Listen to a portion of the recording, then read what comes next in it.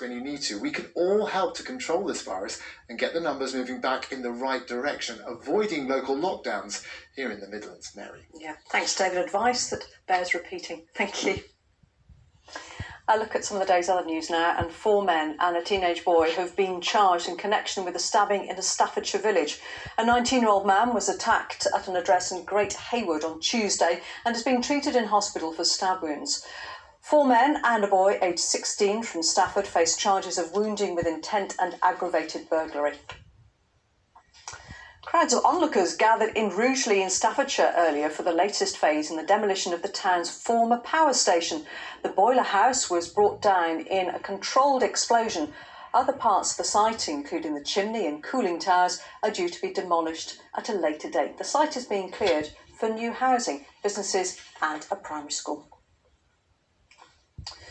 A man who had a fascination with knives has been convicted of stabbing his mother and stepfather to death in a ferocious attack at their Black Country home. It took a jury just hours to find 26-year-old Anmol Chana guilty of murdering Jasbir Kaur and Rupinder Basan in Albury in February. Chana had attacked his family a number of times before. Bob Hockenhull reports.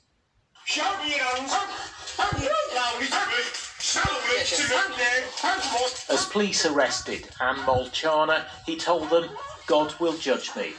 Earlier, Chana had repeatedly stabbed his own mother and her new husband in a ferocious attack at their home. The bodies of Jasbir Kaur and Rupinder Basan were found by police after their daughter raised concerns she couldn't contact them. Just hours after the killing, Chana went to play pool as though nothing out of the ordinary had happened.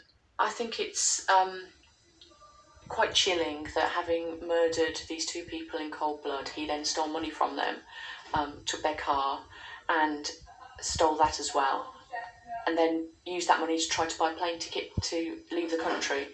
In and amongst that, he went for a drink in a pub and made phone calls to escorts as well, and that just really compounds the violence of the crime by virtue of his lack of remorse. Chana was a son who for some reason had a long-standing hatred of his mother Jasbir.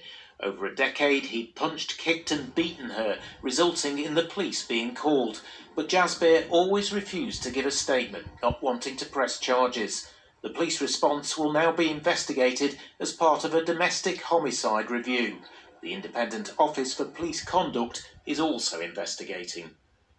The judge will sentence Chana tomorrow. During his trial, he claimed he'd acted in self-defence after a heated row.